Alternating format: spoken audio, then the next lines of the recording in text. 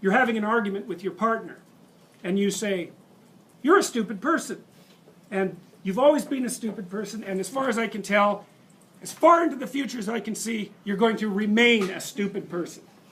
So what are they supposed to do? What are they going to do when you say that? They're going to cry, like if you mean it. They're going to get angry, if you mean it. And they're not going to like you very much. And why is that? Well, it's like, it's assault, basically. The only way, really, the only thing that you can do in a situation like that is walk away, ignore it, respond in kind, or it degenerates into violence. That's it. Because there's no discussion. You haven't left the person anywhere to go. You've gone right to the top of their hierarchy and said everything about you is wrong, and worse than that, all the mechanisms that we could use to correct it won't work. So, those are fighting words. So don't do that unless you want to have a fight. So then you might say, well, what would you do instead? And the answer is, deliver the least amount of information you possibly can. And so let's say you come home and your person is watching TV, and you're kind of hoping they'd greet you at the door. You shouldn't break down into tears and say, you're a stupid person, you've always been a stupid person, and you're going to be a stupid person in the future. You should say, I have this peculiarity, and that is that when I come home, I don't have enough confidence to just be happy. I would like you to come and say, just shut the TV off for 2 minutes, come to the front door and say, hello, and then you can go back and watch your TV. Would it be okay if you did that? And they'll think, well, you'll have to pay for it somehow. But then they'll probably do it. And so, but the thing is you got to specify the routine that you want transformed at the highest possible level of resolution. And you want to recommend the minimal necessary change that will satisfy you. So you can't say, if you loved me, you'd know how to greet me at the door. Ha, not helpful, because they're stupid.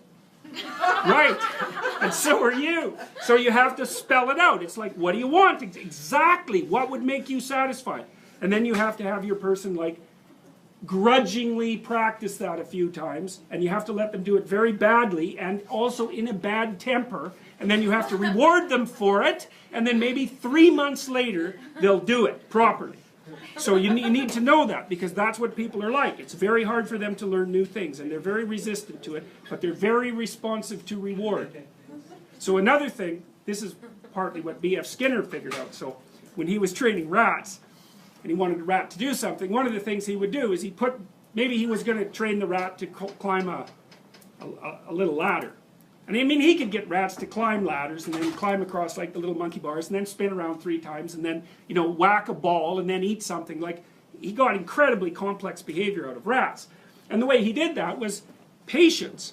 So he put the ladder in the cage and the rat would just run around doing rat things, and then it would put its hand on the first rung, and Skinner would give it a pellet.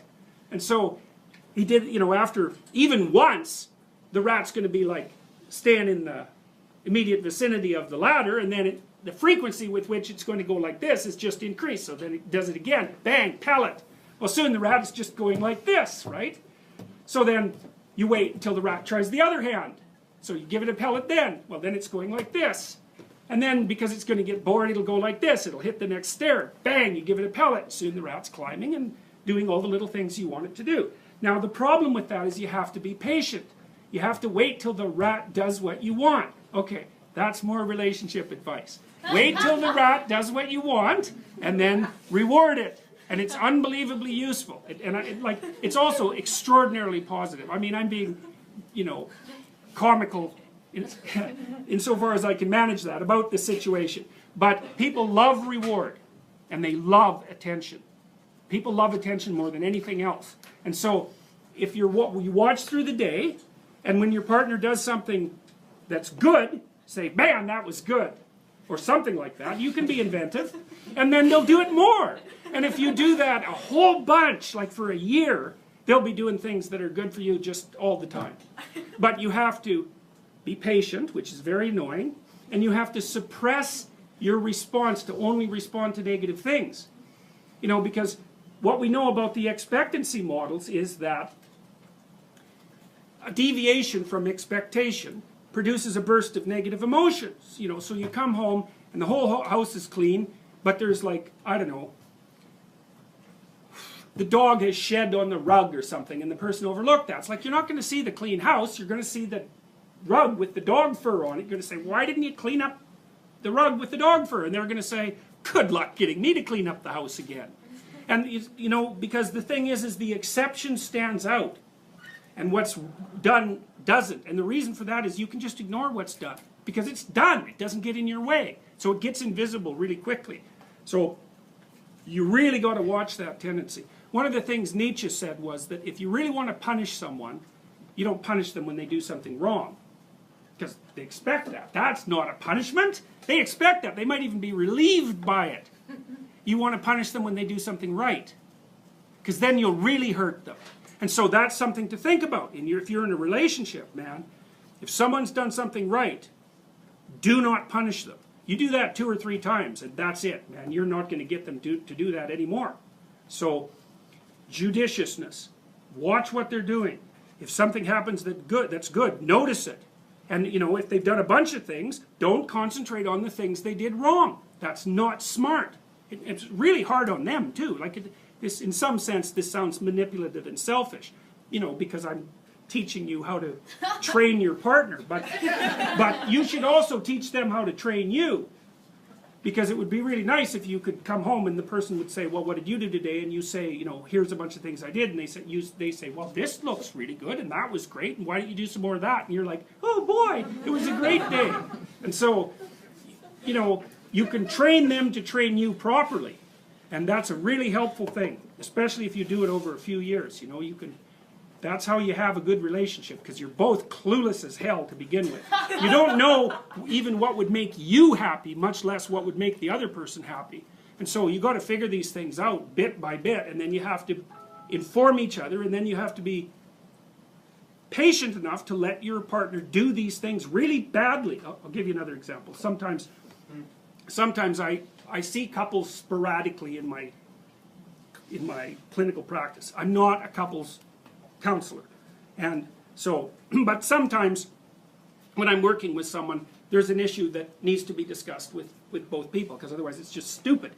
And one of the things I often recommend to people, especially once they have kids, is that they set aside, to use an anachronistic phrase, date nights. Well, everyone hates that idea. It's like they say, well, you know, they'll just say I'm not doing that. That would be one objection. We're just not doing that. You know, that's what we did before we got married. They'll say, well, my partner would never go for that. They've got a bunch of excuses why that isn't going to work. And so I've heard all those excuses. I know all of them. And then maybe I convince them, yeah, sure, I know this is stupid. It's awkward. It's artificial. That's okay, just try it once. So then they go and try it, and then they come back and they say, we had an absolutely miserable time. Really, we had a miserable time. We couldn't agree on what movie to go to, and then, you know, she took me to her movie, and I really didn't like it, and so we fought all the way home. We're never doing that again. And I say, well, really, you've got 30 years, 400 days, that's 12,000 days. Okay, so you're not going to do that. You're going to spend the next 12,000 days without having any real romantic evenings and interactions with your spouse. That's your plan. And I like doing arithmetic with my clients. Hey, they hate that. They hate arithmetic. It's like, well, no, that sounds like a bad idea. I said, okay, well, would you like some romance in your life, or are you just done with that? Well, really, like, you know, people can go for a long time with no romance at all. Say, well, no, maybe we'd like some of that. Well, how much? Once a year? Well, no. Once a month? Well, no. Once every 2 weeks? Well, sometimes people are really busy. It's like, okay, that beats the hell out of 0. Once a week, twice a week, okay, whatever. We're gonna start with a range. Okay, what would a good evening look like? Like, if you could both get exactly what you wanted, what would it look like? Well, then they have to think about that, because the previous theory was, my stupid partner should know what I like, and that's what the partner is thinking too. It's like, good luck with that, because no, they don't have a clue, especially if they're men, they don't have a clue. So you have to tell them what you want and how they could deliver it, and vice versa, which is very awkward and horrible.